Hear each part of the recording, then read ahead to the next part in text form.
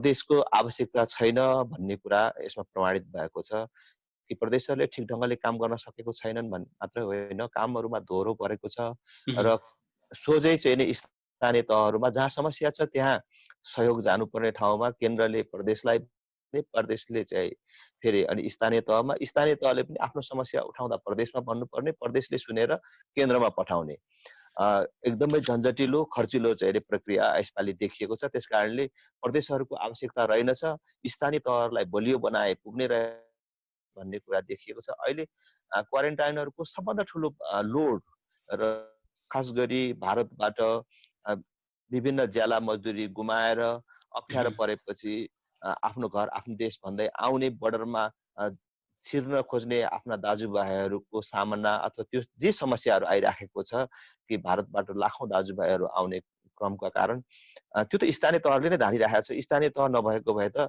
अहिले चाहिँ केही पनि काम हुन सक्ने थिएन छ अथवा सरकारले मैले गरेँ भनेर कुनै कामै देखाउन सक्ने अवस्था रहेनछ भन्ने कुरा देखिएको छ। त्यसकारण स्थानीय तहहरूलाई मजबुत बनाउनु, स्थानीय तहलाई बलियो बनाउनु नै अबको एकमात्र विकल्प हो र अब यो प्रदेशको आवश्यकता छैन भन्ने कुरा देखिएको छ। ओके, जस्तो अब स्थानीय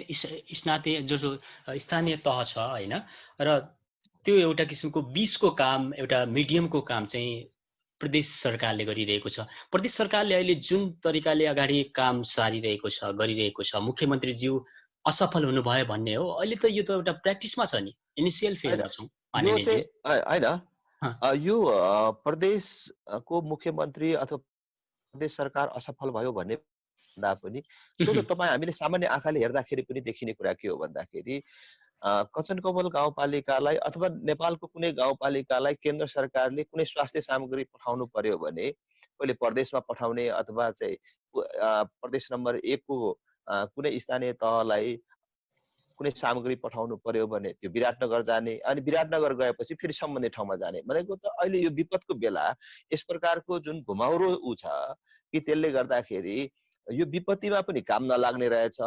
अरू विकास निर्माणको सन्दर्भमा त झन् कति झन्झटिलो र कति खर्चिलो छ यसको बारेमा त फेरि छुट्टै चाहिँ बहस गर्नुपर्छ। हामीले भनिसकेको छौँ कि यो संघीयता 3 तहको संघीयता देशले धान्न सक्दैन। हामीलाई केन्द्र र तल स्थानीय तहमा चाहिँ बलियो स्थानीय तह त्यति भए चाहिँ पुग्छ, जसले गर्दाखेरि आर्थिक व्यवहार पनि देशलाई चाहिँ कम हुन्छ र काम पनि छिटो छरितो हुन्छ। अब अहिले त कस्तो भन्दाखेरि 3 तहको सरकार 36,000 भन्दा बेसी जनप्रतिनिधिहरू र अनि सबै कुरा चाहिँ घुम्दै घुम्दै जाने, अनि त्यो 36,000 जनप्रतिनिधि मात्र होइन, त्यो जनप्रतिनिधिका लागि चाहिँ चाहिने प्रशासनिक खर्च र अनि उनीहरूका लागि त्यसैगरी प्रशासनिक संयन्त्र भनौँ न। अब प्रदेशको मात्रै कुरा गर्यो भने प्रदेशको प्रदेश सभा सदस्यहरू अथवा त्यसको मन्त्री परिषदको कुरा मात्र होइन, पुरै प्रदेशको संरचनामा कति खर्च भएको होला र त्योबाट चाहिँ देश चाहिँ मुक्त हुन्छ, त्यो व्यवहारबाट देश मुक्त हुन्छ। अहिले चाहिँ यो देशले धान्न सक्दैन। अहिले वर्तमान परिस्थितिको चाहिँ सबै राम्रोसँग मूल्याङ्कन गरिराख्नु भएको छ। तपाईँ झापाबाट नेतृत्व गरे तापनि एउटा देशले चाहिँ मानेको युवा नेता हो राजेन्द्रजी। र अहिले हामीलाई आवश्यक कुरा के हो? म यहाँ देख्दैछु धेरै ठाउँमा क्वारेन्टाइनको अवस्था पनि एकदमै लाजमर्दो र भत्ताभङ्ग होइन, त्यहाँ चाहिँ कोचिएर बस्नुपर्ने, यसले चाहिँ सङ्कट बढ्न सक्ने सम्भावना देखिँदैन राजेन्द्रजी? अहिले चाहिँ खास गरी सरकारले लकडाउन गरिसकेपछि चुकेकै कुरा यहीँनिर हो कि लकडाउन त उपचार होइन, लकडाउन त समस्याको समाधान होइन, लकडाउन त तयारी गर्नको लागि समय लिएको हो होइन। तर त्यो बिचमा सरकारले तयारी गर्न सकेन। क्वारेन्टाइनहरूलाई सिधै स्थानीय तहको मात्रै जिम्मा लगायो र अनुभव पनि नभएको र एकासी ठुलो संख्यालाई उनीहरूले सामना गर्नु पर्दाखेरि त्यो तयारीहरू पनि गर्न सकेन र कतिपय क्वारेन्टाइनहरू चाहिँ एउटा यातना गृह जस्तोमा परिणत भए। त्यो कुरा चाहिँ नि सार्वजनिक छ। क्वारेन्टाइनमै मान्छे मर्नुपर्ने र त्यो पनि कोभिडले बाहेक अरू कारणले मर्नुपर्ने, यस्ता खालका अवस्थाहरू अहिले चाहिँ नि विद्यमान छन्। देखिए मात्र होइन, अहिले पनि विद्यमान छ। क्वारेन्टाइनहरूमा सुधार हुन सकेको छैन। कतिपय ठाउँमा स्थानीय तहले राम्रो गर्न सकेको छ, कति ठाउँमा विवाद आएको छैन। तर जतिसुकै राम्रो गर्न गरेको छ भने पनि एउटा विद्यालयलाई क्वारेन्टाइनमा परिणत गरेछ। एउटा विद्यालयमा एउटा शौचालय छ, त्यहाँ चाहिँ सयौं मानिसहरू थुनेर राखेको छ। अहिले शौचालय निर्माण हुन सक्ने पनि होइन भनेपछि क्वारेन्टाइनहरू व्यवस्थित छैनन् भन्ने कुरा त यसै चाहिँ बुझ्न सकिन्छ। र त्यसमा चाहिँ नि सरकार चुकेको छ र अहिले पनि हामीले भनिराखेको छौँ र नागरिक समाजले पनि भनिराखेको छ कि क्वारेन्टाइनमा सुधार गर, पिसिआर बढाऊ, आरडिटी टेस्ट रोक, विदेशमा विपत्तिमा परेर रहेका नेपालीहरूको उद्धार गर र यसको लागि राम्रोसँग चाहिँ काम गर्यो भने फेरि पनि सरकारले ठुलो भयावह स्थिति आउनबाट त्यसलाई चाहिँ जोगाउन सक्छ, नागरिकहरूलाई जोगाउन सक्छ। ओके, र जनताका थुप्रै प्रश्नहरू छन् राजेन्द्रजी, र दर्शक महानुभावहरू वेस्ट नेपाल इन्टरनेसनल बिग डिस्कोर्समा हुनुहुन्छ र हामीसँग राजेन्द्र लिङदेल राप्रपाका युवा नेता र प्रभावशाली युवा नेता माननीय सांसद हुनुहुन्छ। र माननीय ज्यू, जस्तो नेपालले पोलिटिकल म्याप सार्वजनिक गर्यो र हाम्रो लिम्पियाधुरा लिपुले कालापानी हाम्रो भूभाग हो, तर यो विषयमा संसदबाट पारित हुनुपर्ने हो होइन? अहिलेसम्म त्यो किन अड्कियो, कहाँनिर अड्कियो? तपाईँ एउटा किसिमको वाचडग हो, प्रपल्ली हेरिराख्नु भएको छ भित्र। होइन, अब अड्केन। हामीलाई पनि मनमा आशंकाहरू थुप्रै थिए। आजबाट संसदमा प्रवेश गरेर अब त्यो विधेयकमाथि छलफल नै चाहिँ प्रारम्भ भइसकेको छ।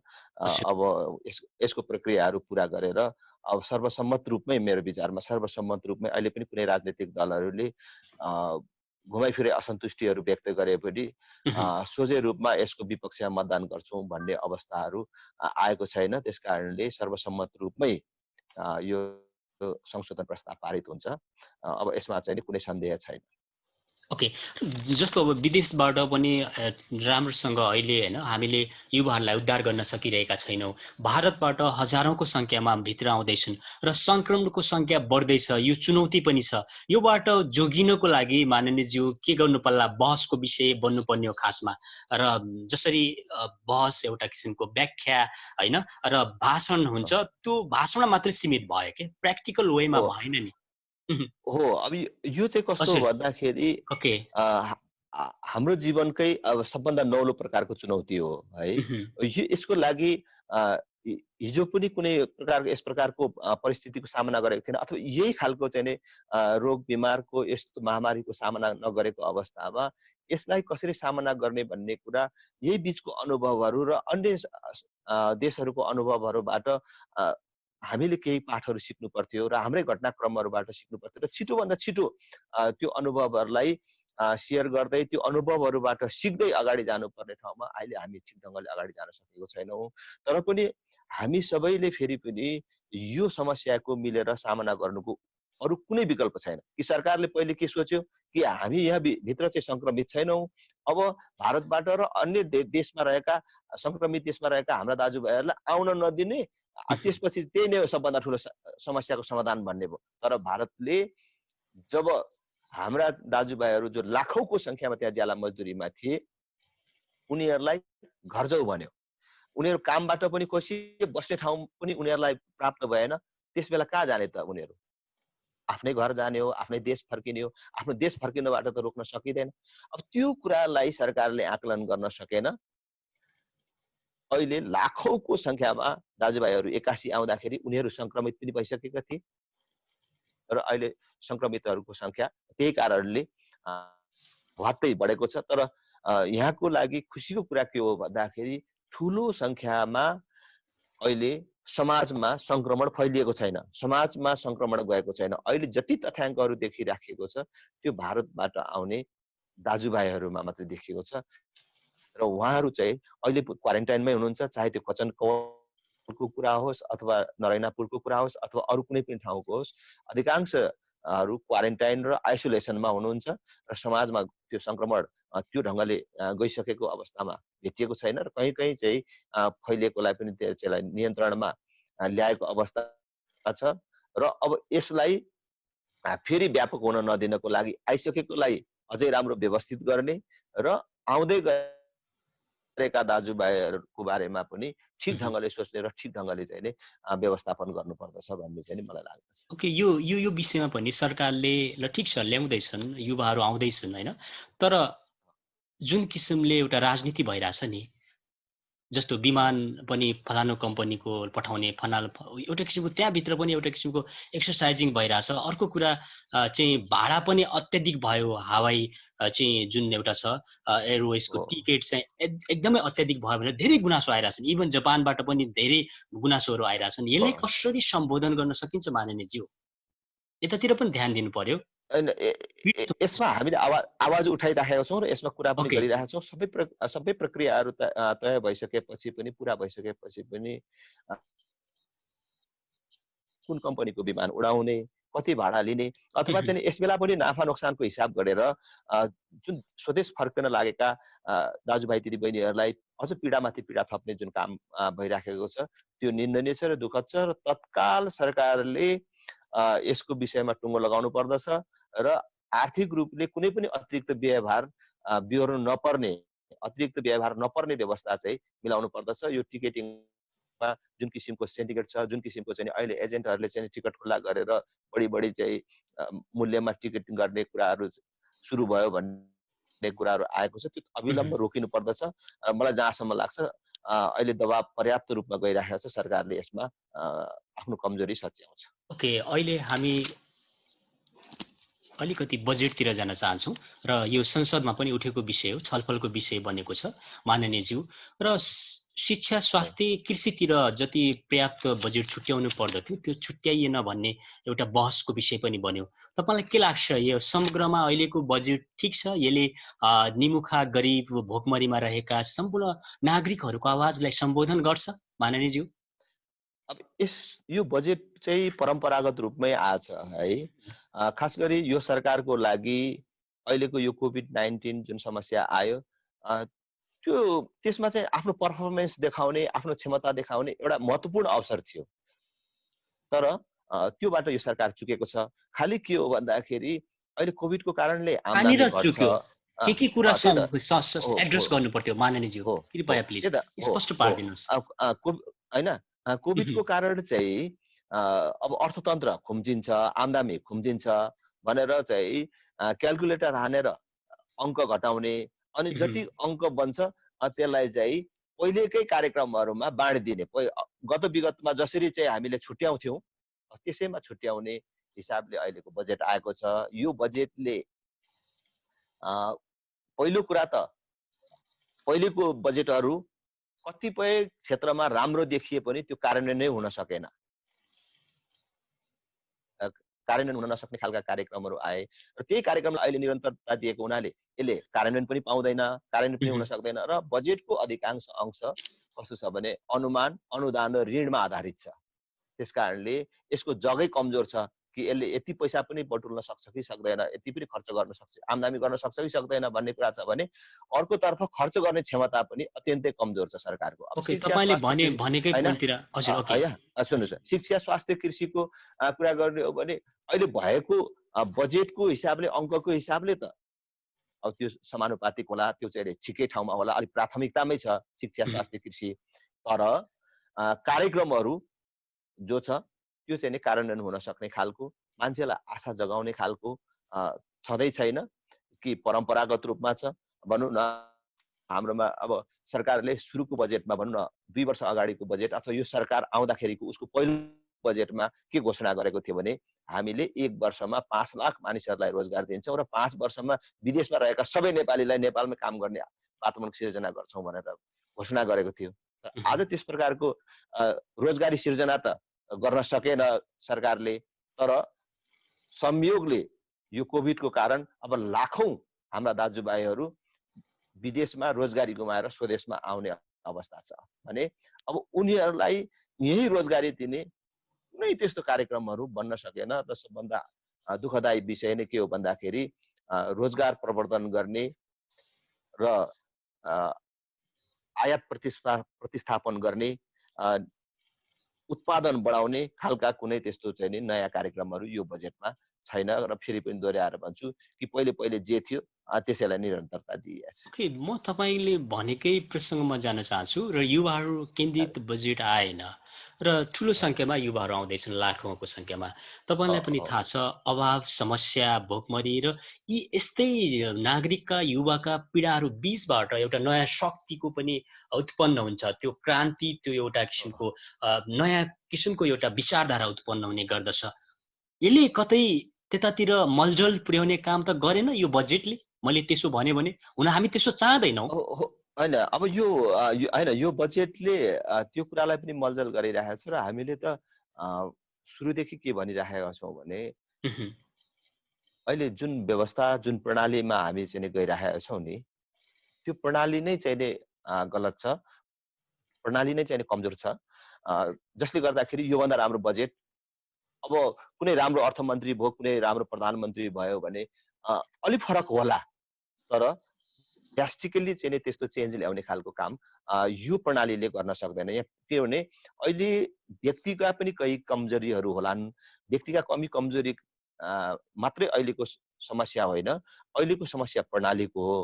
व्यक्तिको कमी कमजोरी सुधार्दाखेरि पनि यो प्रणालीले सुध्रिन दिँदैन। त्यसकारणले प्रणालीमै परिवर्तन गर्नुपर्ने जरुरी छ। किन अहिलेको निर्वाचन प्रणाली अहिले को निर्वाचन प्रणाली यति चाहिँ नि खर्चिलो, यति महँगो छ र अहिले यो प्रणालीको कारणले भ्रष्टाचार कुनै पनि हालतले रोकिन सक्दैन। हामी जस्तो उहुँ, केही 1-2 जना मानिसहरू चाहिँ अपवादको रूपमा रहौँला, होइन? जसले मैले त भनेको छु कि भ्रष्टाचार गरेर खानु आमाको रगत सरह मानेर म राजनीतिमा रहन्छु भनेर भनेको छु। र म आज तपाईँको यो चाहिँ लोकप्रिय यो संवाद कार्यक्रम मार्फत पनि भन्न चाहन्छु कि नेपालको राजनीतिमा म एउटा यस्तो जनप्रतिनिधि छु, यस्तो मान्छे छु अ, जसले मैले हिजो पनि भ्रष्टाचार गरेको छुइनँ, भविष्यमा पनि गर्ने छुइनँ र भ्रष्टाचार गरेर खानु आमाको रगत खानु सरह मानेर काम गर्नेछु भनेर मैले चाहिँ नि शपथ गरेको छु र म यहाँ पनि दोहोऱ्याउन चाहन्छु। तर सबै मान्छे त्यस्तो रहन सक्ने अवस्था यो प्रणालीले नै दिँदैन। तपाईँको चुनावको कुरा हेर्नुहोस्, त्यसकारणले चुनाव धान्नको लागि र अनि आफ्नो कार्यकर्ता पाल्नको लागि यो कार्यक्रमहरूको वितरण, कार्यक्रम चाहिँ कनिका छरेको जस्तो छर्ने, आफ्नो पार्टीले भनेको ठाउँमा लैजाने, आफ्नो प्रभाव क्षेत्रमा लैजाने, आफ्नो निर्वाचन क्षेत्रमा लैजाने, यो खालको कार्यक्रमहरू बनाउनु पर्ने हुनाले पनि ठोस उपलब्धिपूर्ण कार्यक्रमहरू चाहिँ बन्न सक्दैन, नयाँ कार्यक्रम आउन सक्दैन। त्यसकारण तपाईँले भन्नुभएको कुरा लागु हुन्छ कि अब कति दिन देशले यो कुरा धानिराख्छ कि कति दिन युवा पुस्ताले अब चुप लागेर सही राख्न सक्छ। त्यसकारणले यो प्रणालीको विकल्प खोज्ने एउटा आन्दोलन उठ्न सक्छ। जस्तो माननीयज्यू विकल्पको कुरा गर्नुभयो होइन र हो, 62-63 को जनआन्दोलन भयो त्योभन्दा अगाडि 10 वर्ष जनयुद्ध पनि भयो र जनताले कहिलेसम्म दुःख झेल्दै आउने कहिलेसम्म आन्दोलन गर्ने कहिलेसम्म यस्ता किसिमका भयावहमा चाहिँ संलग्न भएर अगाडि बढ्ने शान्ति समृद्धि हो अबको चाहिँ चाहना होइन पहिले पहिलो कुरा त शान्ति हजुर समृद्धि सबैको चाहना हो र त्यो जसले ल्याए पनि हुन्छ, जसको नेतृत्वमा भए पनि हुन्छ। तर त्यो भएन भने त जहिलेसम्म हुँदैन तहिलेसम्म लडिराख्नु पर्यो।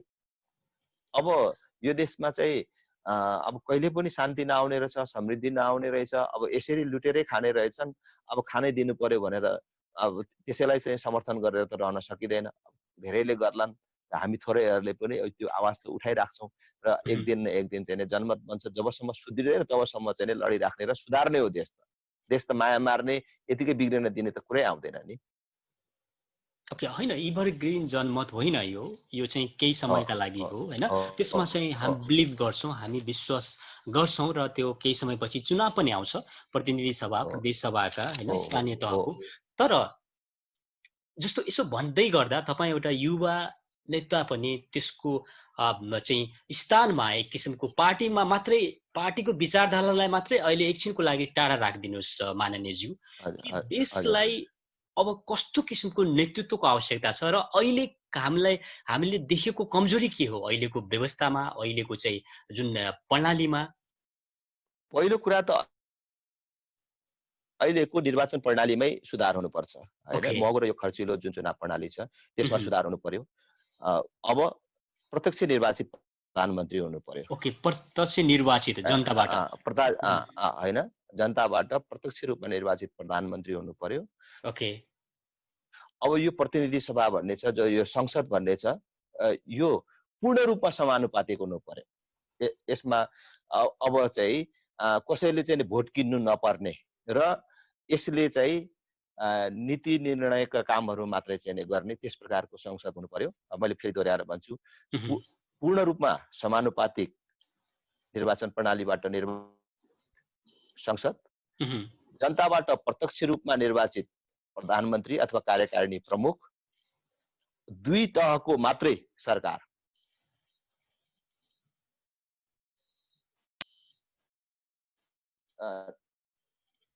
ओके, दर्शक महानुभावहरू, वेस्ट नेपाल इन्टरनेसनल बिग डिस्कोर्समा हुनुहुन्छ। हामीसँग माननीय राजेन्द्र लिङदेलजी हुनुहुन्छ र तपाईँले भन्नुभयो पूर्ण समानुपातिक सहितको होइन निर्वाचन प्रणाली हुनुपर्छ। अनि दुई त संघीयता भन्नुहोस् अथवा जे भन्नुहोस्, मलाई के संघीयता भन्ने शब्दसँग मेरो आपत्तिको विषय होइन, तर तीन तहको सरकार हुनु भएन, दुई तहको सरकार हुनु पर्यो, केन्द्र र बलियो स्थानीय तह। त्यसपछि बल्ल चाहिँ देशमा एउटा सुधारको सिलसिला सुरु हुन्छ। ओके, यहाँनिर राजेन्द्रजी धर्मको राजनीति गर्दै हुनुहुन्छ तपाईँले भन्ने किसिमको एउटा किसिमको आरोप पनि आइरहेको छ। त्यो कुरालाई लिएर हुन त अहिले पूर्वतिरको चिन्तन धर्म त्यो एउटा किसिमको ग्राब गरिसकेको छ वेस्टर्नहरूले होइन। हामीले हेऱ्यौँ अहिले यो कोभिड-19 मा नमस्ते भन्ने परम्परा र चाहिँ लास जलाउनु पर्छ भन्ने, गाड्नु हुँदैन भन्ने, यी यस्ता कुराहरूले के लाग्छ तपाईँले हेरिराख्नु भएको छ त नजिकबाट मानिनेज्यू? यो जुन हामीलाई धर्मको राजनीतिको अभियोग लागेको छ, यसमा चाहिँ हामीले चाहिँ कुनै पनि प्रकारको हिंसाबोध गर्नुपर्ने जरुरी छैन। धर्म केवल कर्मकाण्ड मात्रै होइन, पूजा आराधना मात्रै होइन, त्यो पनि धर्मको महत्त्वपूर्ण पाटो हो।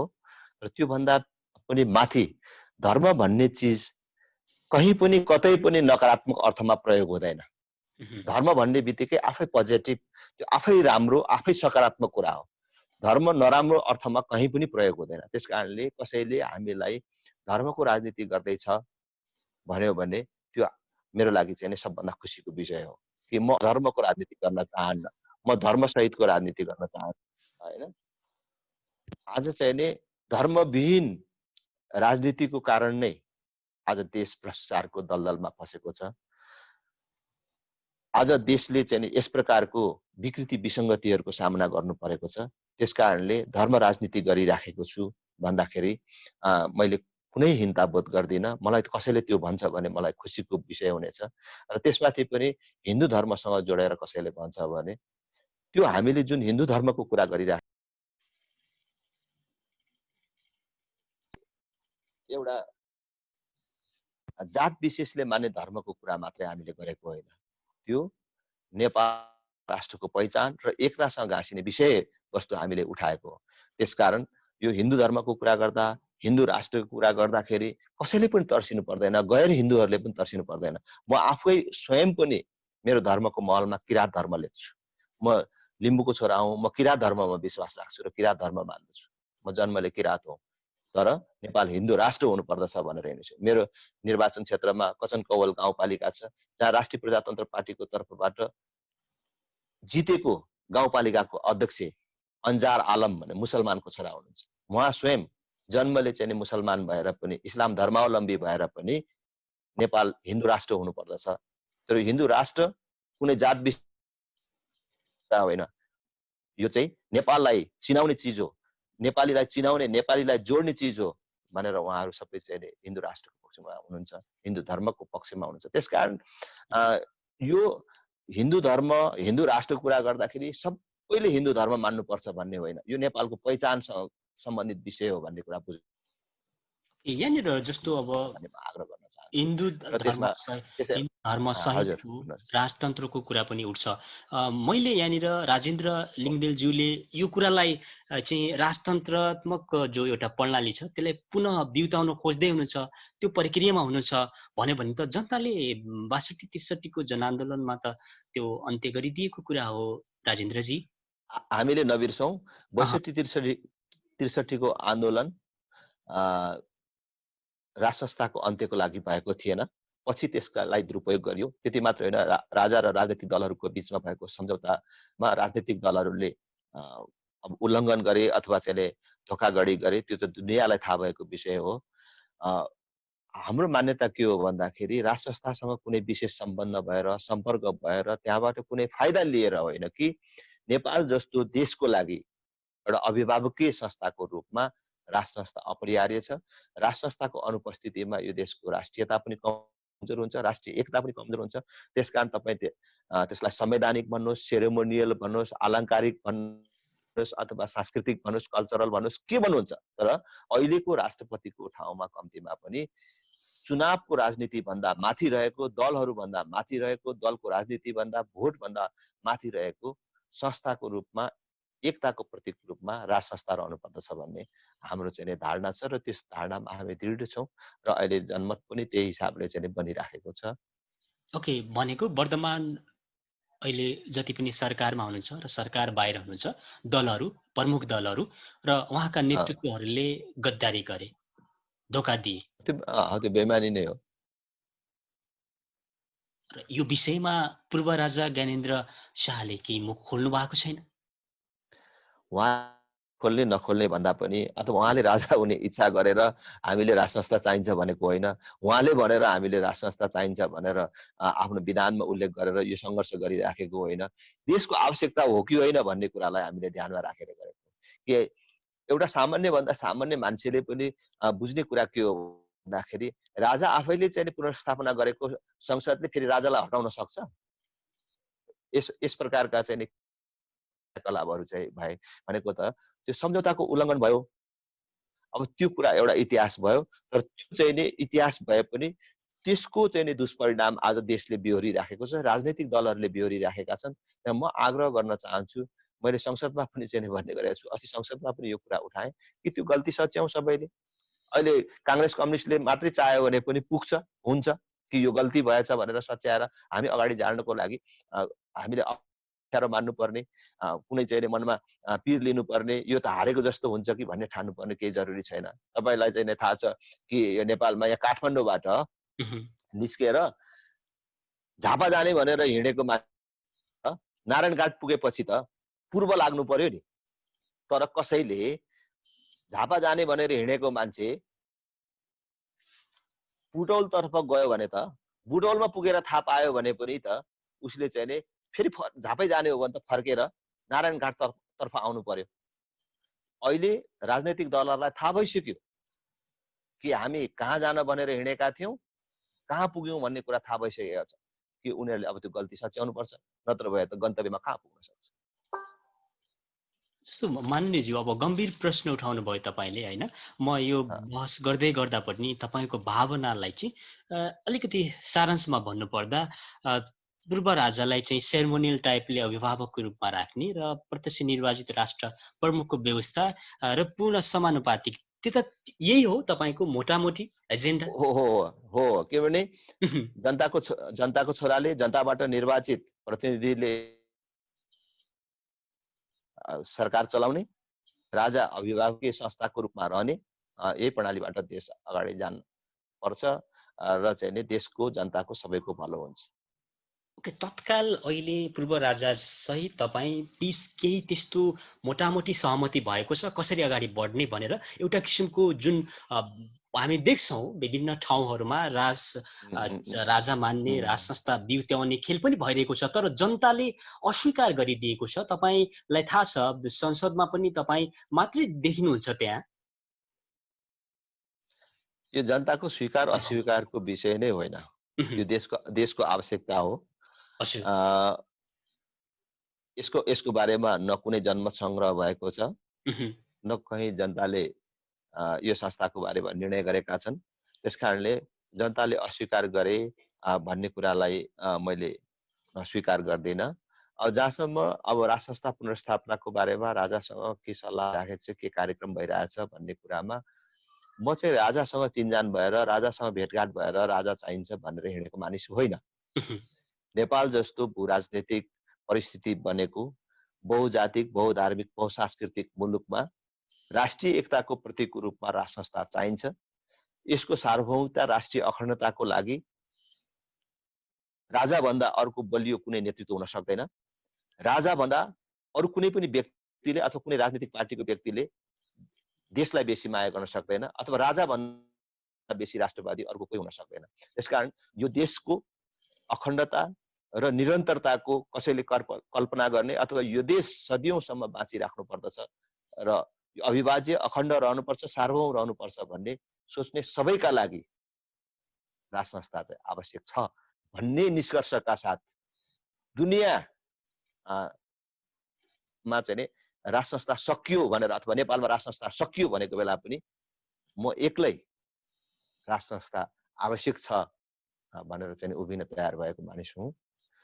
राजेन्द्रजी, यो चाहिँ विपरीत भएन? जस्तो पूर्व राजा ज्ञानेन्द्र शाह आफै पनि म चाहिँ राजाको लागि उपयुक्त छु, म चाहिँ आउन चाहन्छु, त्यो सिटको लागि म चाहिँ पुनः एक्सर्साइजिङ गरिरहेको छु, यस्तै किसिमका कुनै पनि सिम्पटम्सहरू देखिँदैनन्। तर तपाईँ भन्दै हुनुहुन्छ मेरो सम्पर्क भएको छैन, हामी बहस गरेका छैनौँ, तर मेरो इच्छा हो अन्तिमसम्म म एक्लै लड्दैछु। स्वाभाविक पक्ष छ, ठिक छ, त्यो तपाईँको विचारधारा होला।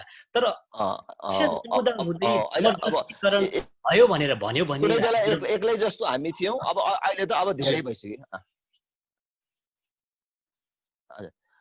यो के भ्रमबाट मुक्त हुनु पर्दछ भने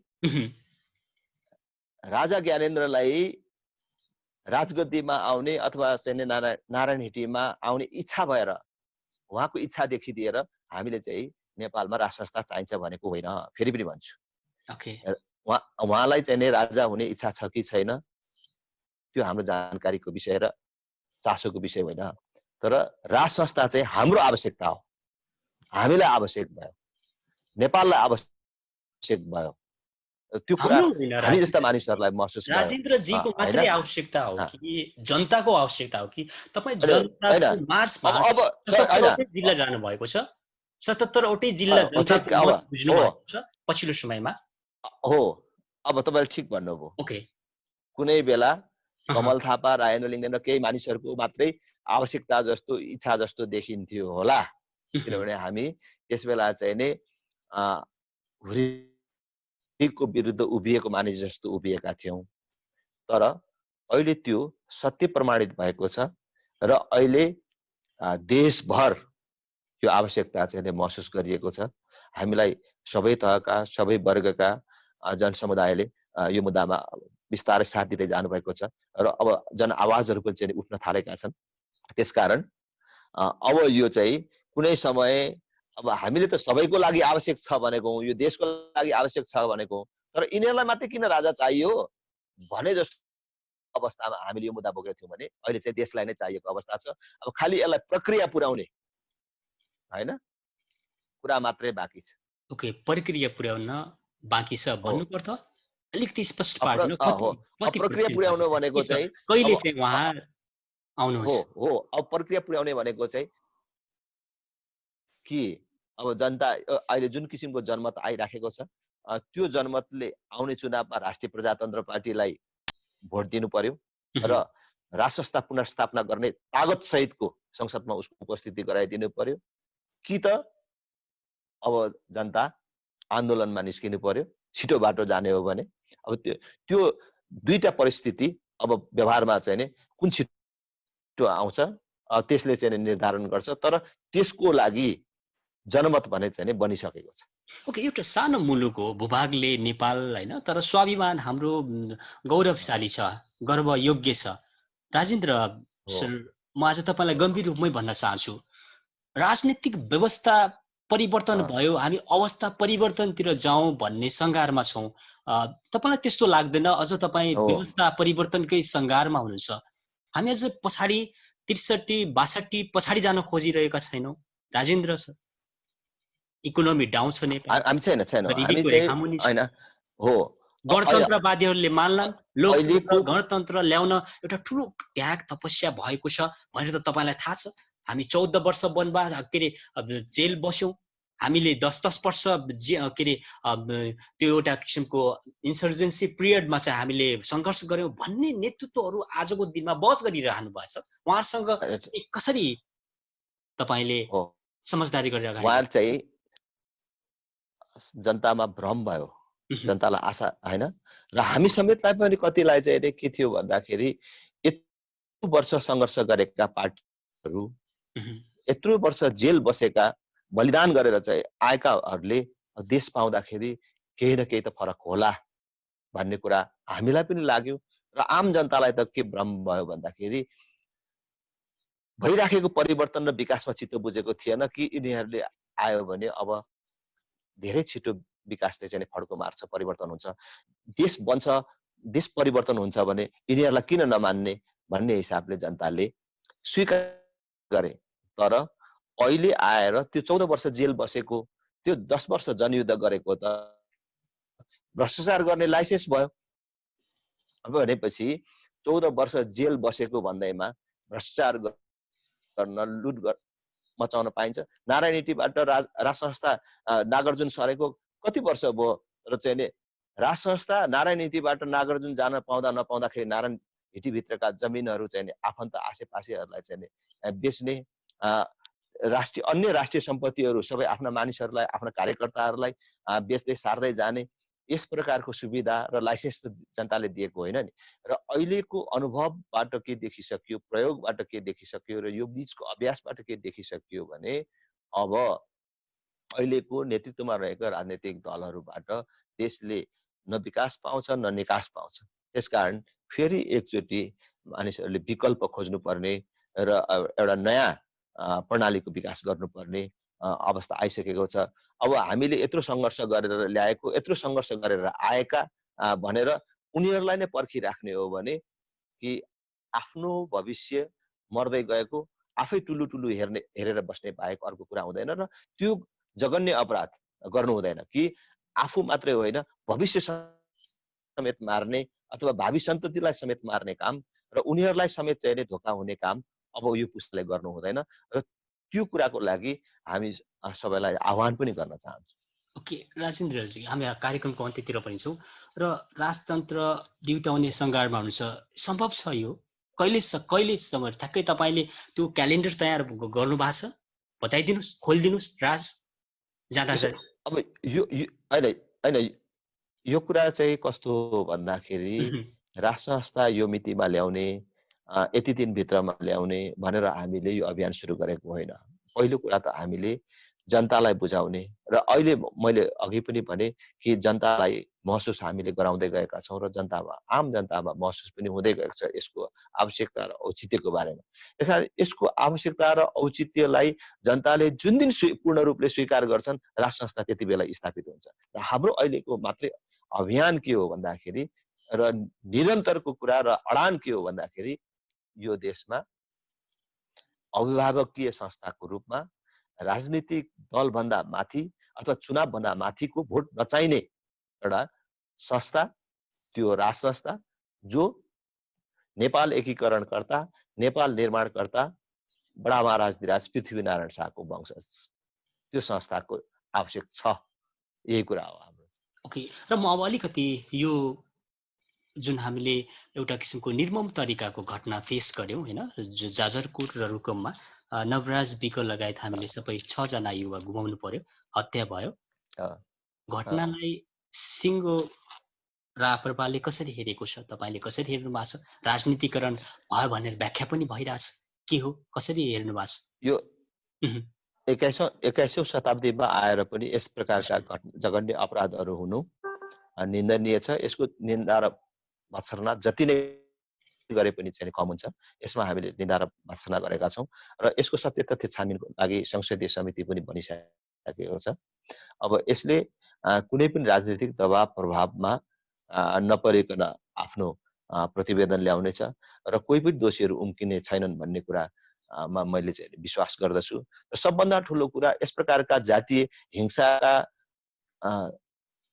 मूल कारण भनेको अहिले संविधानमा रहेको त्रुटि हो। संविधानमै मानिसहरूलाई जातीय आधारमा सेवा सुविधाहरू विभाजित गर्ने, संविधानमै यो मानिसहरू चाहिँ दलित हो भनेर उल्लेख गर्ने अथवा संविधान जुन विभेदकारी जातीय आरक्षणका कुराहरू अथवा विभेदकारी धाराहरू चाहिँ राखिएको छ, त्यसले चाहिँ समाजमा यो जातीय छुवाछुत र विभेदलाई अझ प्रोत्साहन दिएको छ। त्यसकारणले संविधानमा भएका, ऐनमा भएका व्यवस्थाहरूमै सुधार गर्दै जानु पर्दछ र अर्कोतर्फ जनचेतनाको विकास पनि गर्दै जानुपर्छ भन्ने मलाई लाग्दछ।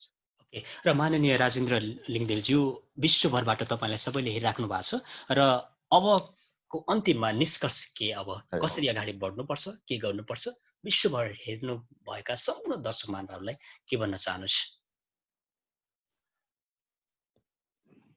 नम्बर 1 अहिलेको चाहिँ जो कोभिड छ त्यसलाई हामी सबैले चाहिँ नि आत्मसंयम र धैर्यताको बाटोमा सामना गर्नुपर्दछ। ओके। दोस्रो, अब देशमा चाहिँ नि जुन राष्ट्रियताको समस्या आइराखेको छ, सीमानाको समस्या, यसमा हुन त चाहिँ नि सर्वसम्मत छ जनमत, त्यसमा ठुलो कुनै चाहिँ विवादहरू छैन। तर पनि अहिले कतिपय ठाउँमा हाम्रो चाहिँ नि दाजुभाइहरूमा भ्रम छ। नक्सा त चाहिँ बन्यो, माटो ल्याउन सक्ला के त, भूमि लिन सक्ला के त भन्ने कुरा छ। यो हीनताबोध हामीले मनमा राख्नु हुँदैन। जुन बेला नेपाल चाहिँ किल्ला काङ्गडासम्म, पूर्वमा टिस्टासम्म थियो, त्यस बेला भारत बनेकै थिएन। र अहिले जुन हाम्रो भूभाग भनेर हामीले दाबी गरिराखेको छौं, जो चाहिँ सुगौली सन्धिले निर्धारण गरेको, 1816 को सन्धिले निर्धारण गरेको सीमा हो, त्यो हामीले हार्दाखेरि पनि निर्धारण भएको सीमा हो। हारेर, हामीले जितेर मिचेर गएको होइन, हामीले हारेर निर्धारण भएको सीमा हो, जसलाई सीमाङ्कन गरियो अथवा जुन बेला त्यो सन्धि भयो त्यस बेला त भारत भन्ने देशै बनेको थिएन। त्यसलाई उसले अस्वीकार गर्नुपर्ने कुनै कारण छैन। हामीले ठिक ढंगले कुराकानी गर्यौं, हाम्रो नेतृत्व ठिक ढंगले प्रस्तुत हुन सक्यो भने त्यो भूमि पनि फिर्ता हुन्छ। एउटा सिलसिलाको प्रारम्भ भएको छ। सबैले हामीले चाहिँ नि सकारात्मक रूपमा लियौं र मनमा कुनै पनि प्रकारको हीनताबोधहरूलाई त्यागौं भन्ने आग्रह गर्न चाहन्छु। त्यसका पछि देशको सुख समृद्धिका जो कुराहरू छ कि अहिलेकै प्रणाली, अहिलेकै व्यवस्थाबाट अब बन्न सक्दैन। नेपाली कांग्रेस, नेपाल कम्युनिस्ट पार्टी हरेक परीक्षामा अनुतीर्ण भइसक्यो। पहिले कांग्रेसलाई जनताले निरन्तर रूपमा उसलाई विश्वास गर्यो, तर उसले सारा समय खेर पठायो नेपाली जनताको। अब नेपाली कांग्रेस फेरि बन्छ, उठ्छ र उसले देश बनाउँछ भन्ने कुनै आशा छैन। नेपाल कम्युनिस्ट पार्टी जसलाई नेपाली जनताले अन्तिम आशा गरेको थिए, उसलाई द्वितीयको नजिक दिँदाखेरि पनि देशमा कुनै परिवर्तन र विकासको अनुभूति दिन सकेन। त्यस अब यी दुईको विकल्प खोज्नु पर्ने बेला आएको छ र हामीले अब आउने पुस्ताले दुःख नपाओस्, आउने पुस्ताले धोका नपाओस् भन्नको लागि पनि यिनीहरूको विकल्पमा अब हामी निस्किन जरुरी छ भन्ने कुरा म सबैलाई आग्रह गर्न चाहन्छु। ओके, मानिरज्यू, आफ्नो महत्त्वपूर्ण समय दिनुभयो, तपाईलाई धेरै धेरै धन्यवाद। तपाईलाई पनि धेरै धेरै धन्यवाद छ ताम्राकारजी। दर्शक महानुभावहरु, आजको यो बहस कस्तो लाग्यो तपाईहरुको प्रतिक्रिया पनि चाहिन्छ। त्यसका लागि तपाईहरुले voicnepal@gmail.com र hbtamraka.westnepal@gmail.com मा पठाउन नबिर्सनुहोला। वोइस नेपालको केन्द्रीय कार्यालय क्यालिफोर्निया र त्यसैगरी हाम्रो दोस्रो केन्द्रीय कार्यालय अनामनगर काठमाडौँ हो। आवाज विहीनहरुको आवाज बन्ने यात्रामा हामी निरन्तर अडिग भएर उभिएका छौं र तपाईहरुका गुम्सिएका आवाजहरु हाम्रो आवाज हो। आजको यो विशेष कार्यक्रममा माननीय राजेन्द्र लिङदेनज्यूले आफ्नो महत्त्वपूर्ण समय दिनुभयो। म उहाँलाई धेरै धेरै धन्यवाद दिँदै म पनि